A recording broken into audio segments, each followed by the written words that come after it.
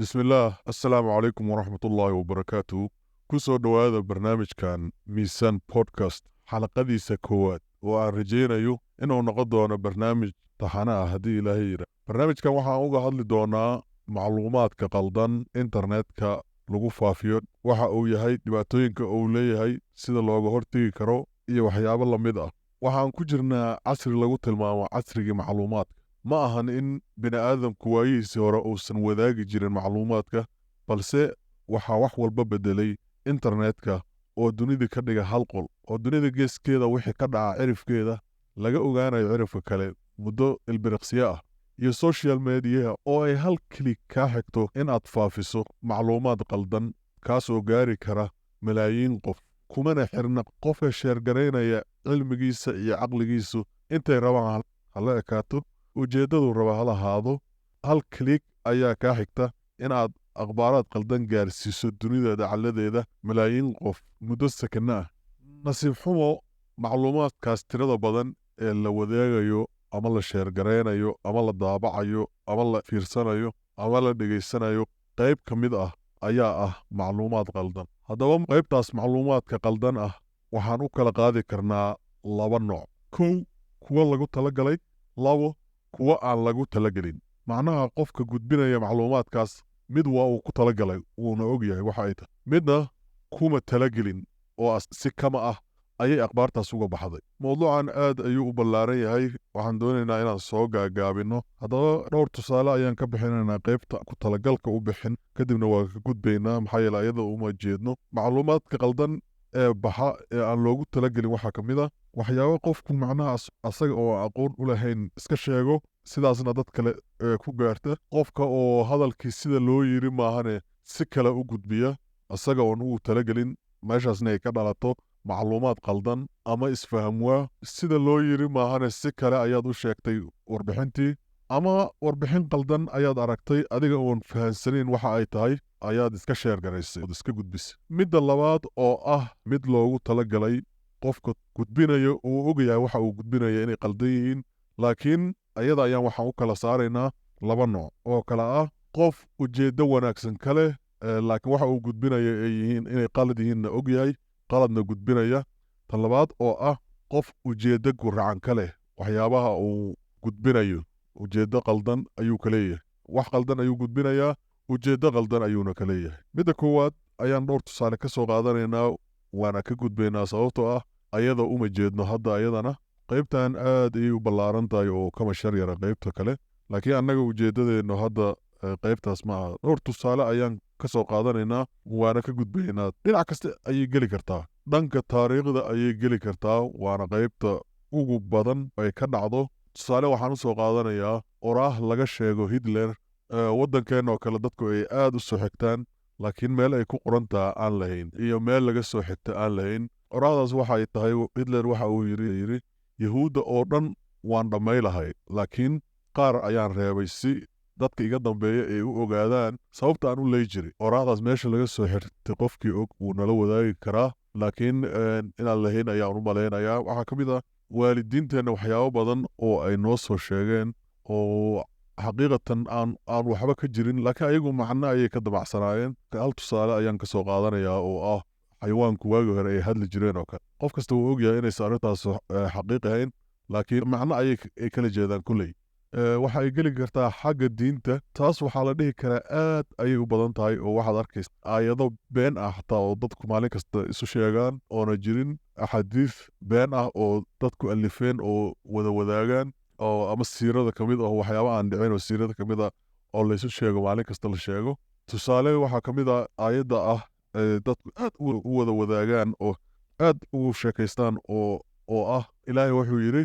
dadaal anigana waa kula jira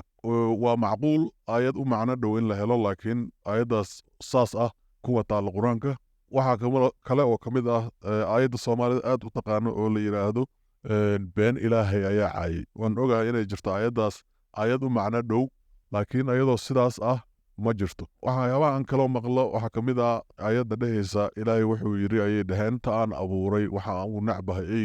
eygana waxa aan ka nacbahay qofkii ka qaylisa marka haddii ay jirto aayad noocaasa ama xadiithulqudsi waxaan diyaar u ahay in aan ka jaahil baxo arrintaas ayadaha noocaasa way badan yihiin oo soomaalida keliya taqaano. axaadiis ayaa jirta, waan soo gaabinayaa dhankaas kaleeta markan ka baxo. waxaa ka mid a riwaayadaha ama waxyaabaha matalaada ah, ujeeddo ayay ka leeyihiin, adiga ujeeddo gaara ayay ka leeyihiin oo ah ama wacyigelin ama intooda badan. qaar waxyaaba xun loola jeedo way jiraan, laakiin intooda badan dadka waxyaaba wacyigelin ama waxyaaba saas ayagu talagaleen waxbay matalayaan. waa information qaldan, laakiin in dadna run way u qaadan karaan, laakiin uguma aysan talagelin dadkaasu sidaas. haddii aan intaas uga baxo qaybta ku talagalka ah laakiin aysan qofku uusan ujeeddo guraacan ka lahayn, waxaan u gudbayaa qaybta ku talagalka. qaybtan waa qaybta ugu muhiimsan ee barnaamijka ku saabsan yahay, oo ah waxyaabaha qaldan ama warbixinada qaldan ee dadku gudbiyaan ayaga oo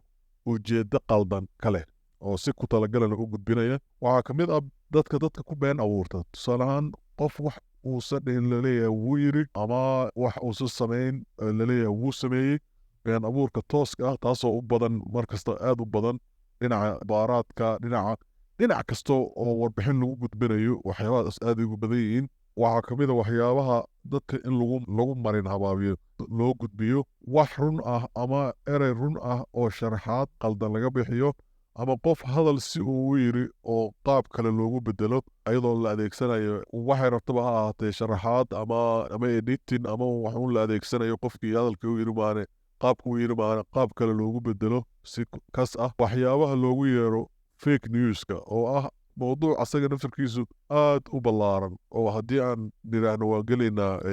aad noogu dheeraa doonto. waxaa ka mid ah codadka iyo muuqaalada iyo sawirada la editingareeyey ee loo ekeysiiyey, laga dhigayo qofku waxyaaba uusan ahayn loo ekeysiinayo, ama waxyaaba uusan samayn laga dhigayo inuu sameeyey, ama waxyaaba uusan oran laga dhigayo inuu yiri. waagii hore haddii laga caba jiray wax loo yaqaano fake news, hadda waxaa yimid wax loo yaqaano deep fake, oo ah in qofkii muuqaalkiisi la keeno iyadoo isagoo wejigiisi leh, codkiisi leh, laakiin xaqiiqada ay tahay inuusan qofkaas isaga ahayn, ee ay tahay sawirro ama fiidiyoyaal hore, waxyaaba laysu keenay iyadoo la adeegsanayo artificial intelligence ama addakaa al-istinaaci. markaasna aadba ku dhaaranayso 100% inuu waxaana qofkaanu yiri. qofkii aan waxyaabahaas la socon oo fahmi karin, dad badan ma fahmi karaan fake news iyo deep fake iyo waxyaabahaas, ama ma yaqaanaan qaababka ay isaga hubi lahaayeen akhbaarta ama muuqaalada ama wixii saxaga qalada qaababka ma yaqaanaan, way ku sirmayaan. haddaba waxaan eegaynaa haddana yaa faafiya hadallada noocaana. qaar ka mida waa sheegnay dadka faafiya waa dad ujeedooyin wanaagsan leh, laakiin waxyaaba qalada gudbinaya, beena gudbinaya xagga diintaoo kale, dadka inay wacdiyaan rabaa, ama waalidkoo kale inay caruurtooda rabaa inay tarbiyayaan. laakiin midaan kale, dadkan sida ulakaca wax u gudbiya, akhbaaraadka beenta u gudbiya. adduunyada waxaa jira dad guruubyo ah oo ayagu isku ujeeddo ah, isku dan ah, waxyaaba gooni ahna ka dabacsan dunida. waxyaabahaas marka ajandooyinkaas si ay u fushadaan waxay isticmaalayaan waxyaaba been ah, ama isku dir, ama kutrikuteen, ama marhabaabin ah. waxyaabahaas ayay adeegsanayaan. waxaa ka mid ah siyaasiyiinta. waxaan isleeyahay siyaasiyiinta waa dadka ugu badan ee faafiya waxyaabaha beenta, ayaga oo doonaya inay ama doorasho ku guulaystaan, ama dad kasbadaan, ama ay soo caanbaxaan, xisbi soo caanbixiyaan. waxyaaba aan jirin, broblemo aan jirin ayay abuuraan, aase xalkooda keenaa. haddana waxyaaba been ah ayay faafiyaan oo aad u faafa. weliba siyaasiyiinta waxaan isleeyahay waa dadka ugu badan ee waxyaabahaas faafiya. mararka qaarna waxa ay warbaahinta ayay adeegsadaan ayagoo ajandooyinkaas leh. warbaahintu ama ha ka warqabto oo hala jiraan, ama yaysan la jirin. internetka dadka waxyaabahaas ku gudbiya waxaa ka mid a dad clicks raadinaya, ama muuqaaladooda in la daawado, ama maqaaladooda la akhristo si ay lacag yaroo aad u yar oo sentiyaala u aruuriyaan. dadkaas ayaa sameeya ciwaanada quruxda badan ee beenta iyo runta isugu jira, iyo beena abuura, oo inta ciwaan soo dejiya haddana gudaha markaa gasho wax kale uu ka hadlaya. saynisyahanada, waxaan isleeyahay saynisyahanada warbixinada qaldan, laakiin cid ka daba timaada ma jirto, maxaa yeele dad la level ah oo dhihi kara waa beentiin lama hayo. aadna waa loo aaminsan yahay inta badan. marka waxaa dhacda inay qolada sayniska oo kale inay wax inta sheegaan ay dhowr sano kadib buriyaan, haddana wax kale sheegaan, dhowr sano kadib buriyaan. dhakhaatiirta sidoo kale iyo bahda caafimaadka waxaa rabaanay sheegaan, waxaas ayaa lagu yaacaa, kadib wixii inay been ahaayeen soo baxaysa laakiin ma jirto cid dhahaysa warniyo beena sheegaysa cid dhihi karta ma jirto maxaa yeele ayaga ayaa dadkii kor loo fiirinaya oo wax laga sugaya xalka laga sugaya markasta waxaan kaloo rabaa inaan xuso waa mawduuca loo yaqaano dhexdhexaadnimada idaacadaha waxay dhahaan inta badan dhexdhexaad ayaana weriyaasha waxaa la waa dhexdhexaad laakiin xaqiiqda markaa u fiirsato wax dhexdhexaad la yidhaha ma jiraan qof kasta wuxuu leeyahay dano qof kastana wuxuu wadaa fikrado qof kastana qof ayuu u shaqeeyaa inta badan dadka uu shaqeeya waxyaabaha ay rabaan ayuuna fulinayaa sheekada dhinaca aad ka fiirinaysa adiga dhinaca aad ka eegaysid adu markaad wax dhegaysanaysid kee tahay macnaha hadda tusaale ahaan aan dhahno markii canugaada wax laga sheegayo tusaale ahaan ama hooyadaa wax laga sheegayo dhegaha sida dadka kale wax u fahmaan uma fahmayaan dhinac ka duwan ayay ku fahmayaan dadka maxuuhay dadka kaloo dhegaysanaya waxaan rabaa markaan inaan fiiriyo sidee looga hortegi karaa ama sidee lagu garan karaa taas waxyaabo badan ayay u baahan tahay marmarka qaar cilmi ayay u baahan tahay marmarka qaar caqli ayay u baahan tahay marmarka qaar labadooda oo laysku dara ayay u baahan tahay marmarka qaar wacyi ayay u baahan tahay iyo laakiin haddii lasoo koobo sideed waxyaabaha qaldan ama fake newska ama waxyaabahaas sidee isaga ilaali kartaa waxaad isaga ilaali kartaa sida aad cuntada xaaraanta isaga ilaaliso tusaale ahaan markaad cunto cunayso waxaad tiraa ma xalaalba ma xaaraanba yaa qalay hilib geel miya hilib ari miya lo miya xagee lagu qalay yaa qalay waxyaaba badanaa isweydiisaa inta aada cunin tanna waa sidoo kale inaad weydiiso yaa qoray xagee lagu qoray muxuu ka dabacsan yahay qofka qoray yaa ku yiri ku qor yuu u shaqeeyaa waxyaabahaasoo dhan inaad isweydiiso waay soomaalida waxay tidhahdaa been fakatay runuma gaarto waxaa kala ogaataa yaan lagu sirin ma jirto wax la yidhaha dhexdhexaad adduunkan idaacadaha iyo tiifiyada iyo wax kasta fikrada ayay wadaan dad ayaana soo dirsaday dad ayaa lacagta bixiya dad ay u shaqeeyaan dadkaas waxa ay dabacsan yihiin ayayna ku shaqaynayaan wax dhexdhexaad la yidhaha ma jiraan qof inuu dhexdhexaad noqdo lacag malaayiina ku bixinaya ma jiro sidoo kale waa inaad fiirisaa ma dhankuu ka hadlayaa ma tusaale ahaan idaacadaha reer galbeedkoo kale waa la yaqaan fikrado iyo waxyaabo ay ilaaliyaana jirto oo value ay ku magacaabaan